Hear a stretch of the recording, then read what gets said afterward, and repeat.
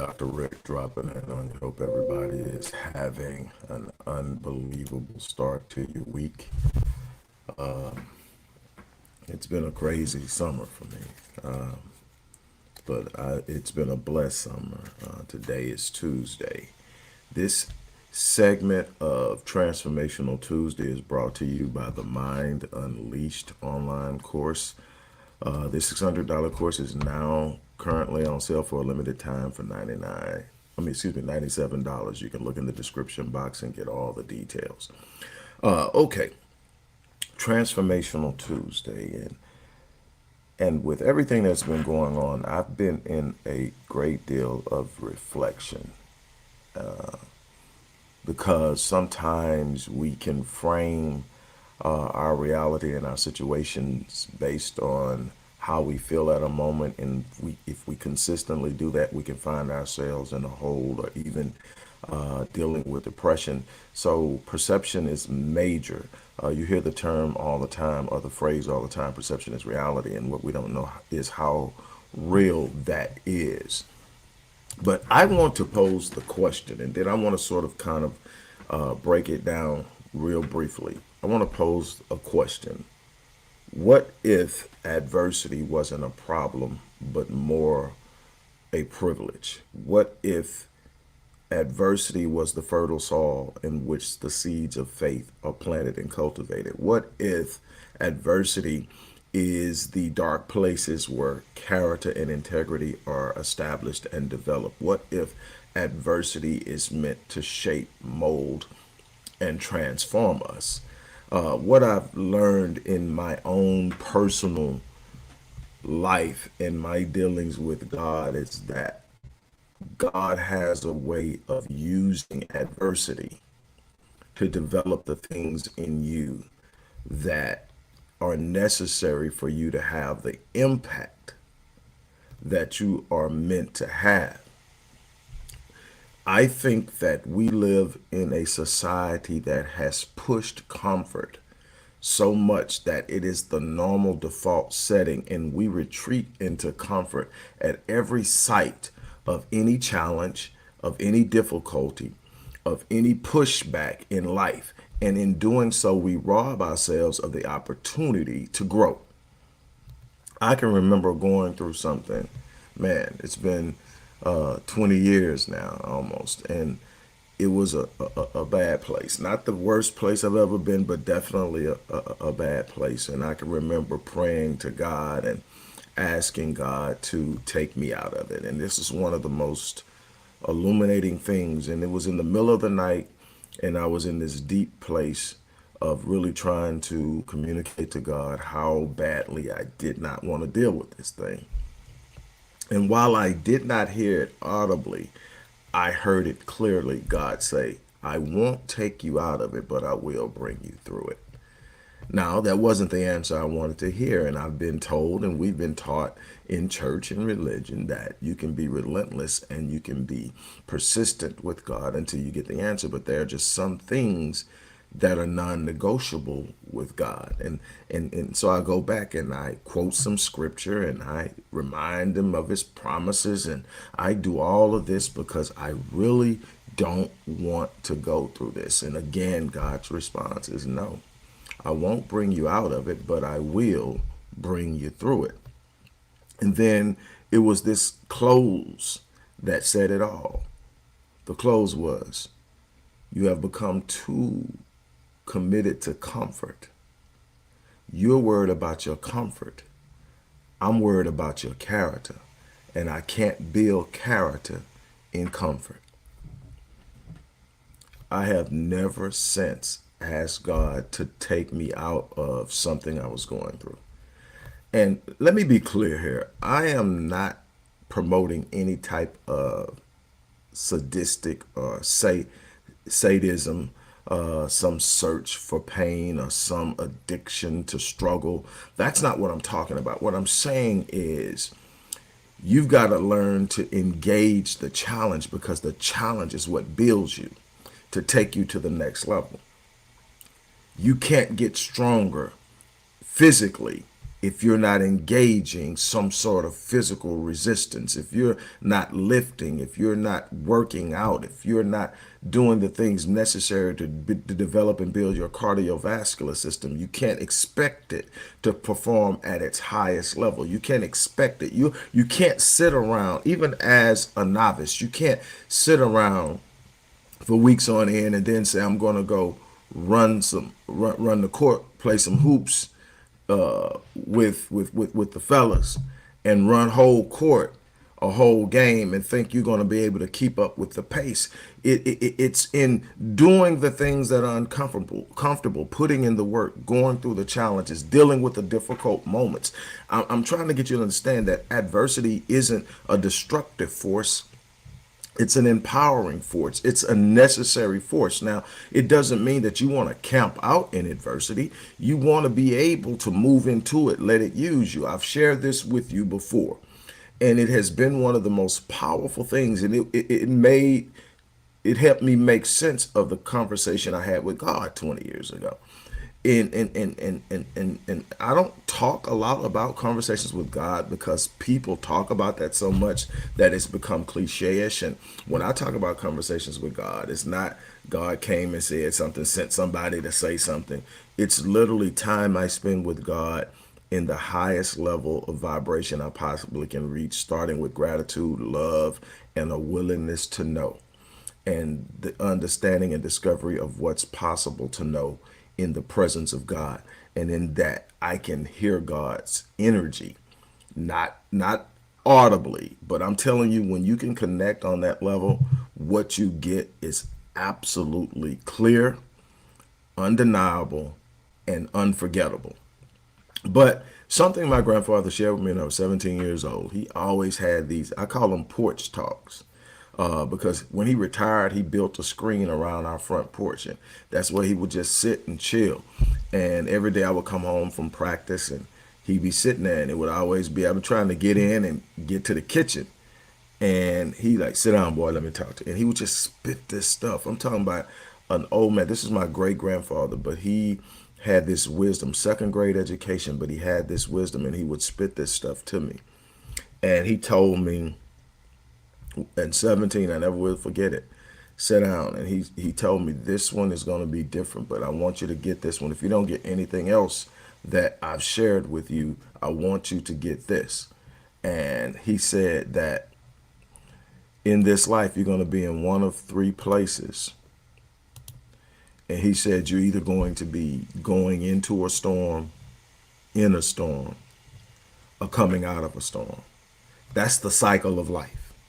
You're going into a storm, in a storm, or coming out of a storm. He said, one of the things you're going to want to do when you find yourself in the storm is start looking for someone to blame for being there. He said, don't waste your time. 90% of the time, it's you. A decision you made, a move you should have made that you didn't make, whatever it is. Don't, understand why, but don't focus on that. Focus on what you're going to do in the storm. And he said this, your number one responsibility while you're in the storm is to make sure you come out a better man than the man that went in. Let the storm mold you. Let the storm shape you. Let the storm build confidence in you. Let the storm give you courage. But whatever you do, don't sit up and become so angry and upset about being in the storm that you resist its ability to build you. And so what I'm trying to get at is we tend to look for the pleasure centers. We are firing dopamine at an unbelievable rate, and we're burning ourselves out. We're literally burning our neuroreceptors out. We're burning up neurons because all we're doing is chasing these highs that we get from everything that's right. And we run from anything that causes us to anchor ourselves and put in work, causes us to anchor ourselves and push through difficulty. Everything worth having is on the other side of that fear that you're avoiding. Everything worth having is on the other side of that pain that you're avoiding. Everything worth having is on the other side of that struggle that you're avoiding. Everything that's worth having is on the other side of the difficulty and delays that you don't want to experience. I'm telling you something. I've been blessed to see some unbelievable things, but I'm telling you, everything worth having came with challenge. Everything worth having came with pushback. Everything worth having had setbacks and delays. Everything worth having came with moments of uncertainty and frustration where you're going like, man, I wonder. But you got to anchor yourself and you got to be committed to it. The transformation that you're looking for starts with your mind. So be transformed by the renewing of your mind. Be transformed by the renewing of your mind. Be transformed. Your change starts here. It starts in how you see things, your perspective. It changes in how you think about your situation in your life. People will look at me over the course of my life at different times and they will sit up and say, I'm in denial. They will sit up and say, something's wrong with you. You're going through all these things and yet you're smiling. You're going through all these things and yet you're trying to help everybody else. You're going through all these things and you're acting like everything is good. No, I'm not pretending everything is good. I'm just saying I understand that where I'm at is not where I'm always going to be. I understand that the very definition of circumstances and situation is that they're just that. They're temporal. It's not meant for me to get so identified with my situation, so identified with my circumstances that I start to identify and anchor myself in them. See, the problem isn't when you experience difficulty. The problem isn't when you experience pain. The problem isn't when you experience setbacks. The problem is when you identify and start wallowing in it. When the first thing that comes out of your mouth anytime you talk to somebody is about what you're going through. When the first thing that hits you when you wake up in the morning is how horrible of a day it's going to be. Now you've identified with your situation. You've literally placed your situation in a position of power. You've surrendered your personal sovereignty. And now here you are wondering why you. Let me tell you something. My mindset is always this. While I need to manage where I'm at, it's always about where I'm going. And it has been my ability to see beyond the moment, to see beyond the difficulty, to see beyond the challenges, the setbacks, the delays, the frustrations, the heartaches, the losses, all these things that people experience, and see the destination.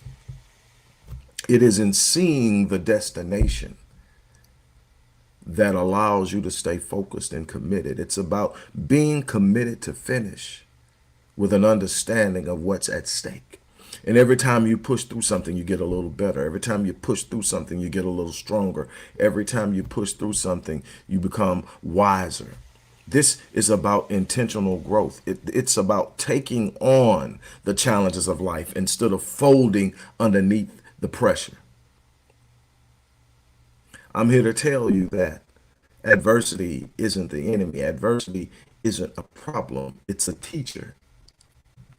It's an instrument of growth. It's an instrument of development. It is the fertile soil in which the seeds of faith must be planted and cultivated. It is in the darkness of that thing that the seed begins to sprout.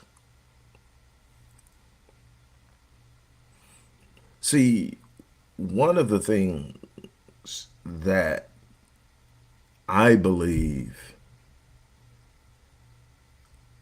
has done us an injustice is the idea is just because of my faith, I've got it made. Just because of my faith, there won't be any problems. Just because of my faith, everything is smooth sailing. So when something hits, we start to question our existence. We start to question where we are with God when we should trust the process of faith. We should trust that no matter how dark it is in the current time, that my destiny is already written. That's the definition of destiny, is that it's meant to happen. The more you try to stop it, you only ensure that it happens. You can't stop my destiny. It's already written. The only person that can stop destiny is the person whose destiny it is. And you stop by quitting.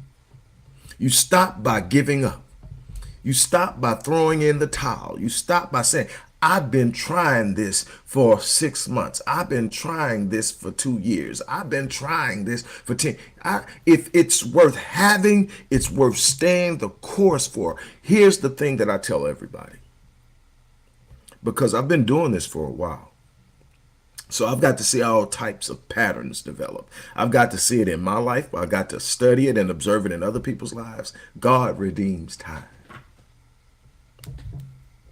God redeems time. What do you mean by that, Doc? Let me tell you what I mean. I mean this. Sometimes you set out to do something you thinking it's going to take a year, 6 months, 2 years tops. You look up and it's 5 years later. Everybody's telling you you tried, give up. They don't understand destiny. They don't understand. So they're talking to you, and based on the schematics and how everybody else in the culture, you're saying, man, I've gone too long. Let me tell you something.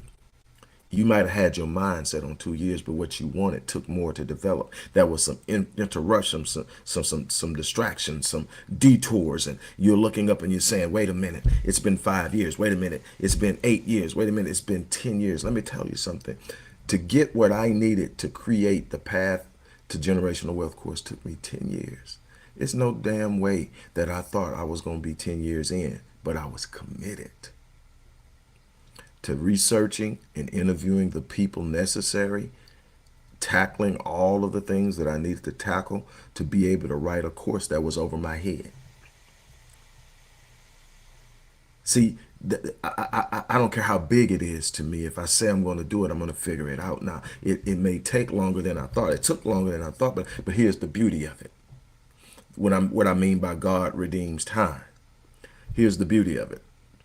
When you have to wait longer than you thought, you get more than you were expecting. Let me say that again. When delay hits and you have to wait longer than you thought you were going to have to wait to get what you were trying to get, you get more than what you were expecting. God redeems your time. The delay is not empty delay. Don't get caught up in that. Finish what you start. Finish what you start. Like I said in the beginning, start to see adversity as a chance to advance, a chance to progress, a chance to grow, a chance to become wiser, a chance to become more of an expert in your area. Take the challenge. On that note, look, I'm going to get ready to get out of here. As I said at the beginning of this, look in the description box. One of our premier courses, which is regularly $607, is now on sale for a very limited time for $97. Plus, there are some bonuses that go with it that even make it more valuable. Up to you. Click the link, get in. As I always say, look, I live my life on full so that when I leave this place, I die on E. And people are like, man, what does that mean anyway?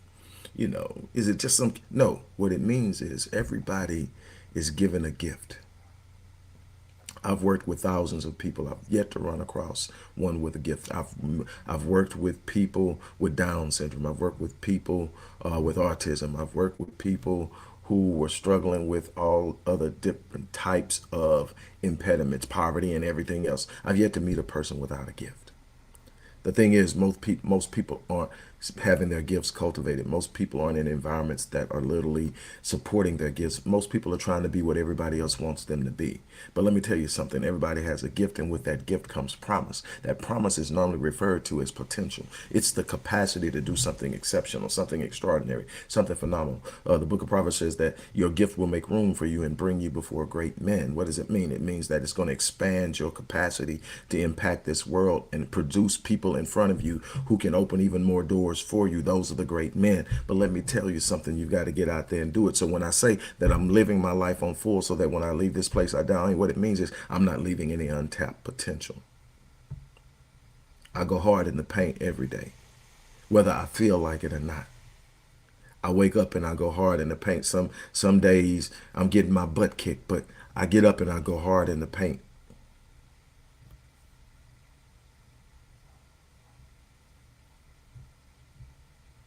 And don't think for 1 second because I don't spend 90 minutes of my day every day complaining about all the crap that's going on in my life, that my life is perfect and everything is going the way I want it to go. I don't focus on that. I focus on the task at hand. I'm here to make an impact. I'm here to do something. And here's the thing I'm going to share with you again. I know I said I was done, but here's the thing I want to share with you. Look, when you do hit adversity, Tighten your circle up. Reduce the number of people you're dealing with. Make sure you got the right people in your periphery. Why? Because 90% of the people that are around you acting like they're caring what you're going through, they're just trying to gather information so that they can look at what you're going through and feel better about themselves. And some of them are even going to go run and take it to somebody else that you didn't want to know and talk about you then so they can get a feeling of superiority. I'm telling you, because this is what people do. Find you some people who are going to speak power into your life, some people who are going to remind you of who you are, some people are going to sit up there and fan your flames while you're flickering. You need those type of people. Tighten your circle when adversity hits, but finish what you start. Don't leave that potential on the table. Those who are ready to make some moves, check out the links in the description box. I'm out of here. I want to thank you guys for really spending some time with me. Really take time. If you like what you heard, click the like button. If you want to bless somebody else, click the share button. If this is a place where you can subscribe, subscribe. But whatever you do, start looking at life in a way that you can advance. Stop dunking into those corners of comfort, trying to avoid adversity. Adversity has something for you, and it's positive. On that note, I'm out here. Take care. Peace.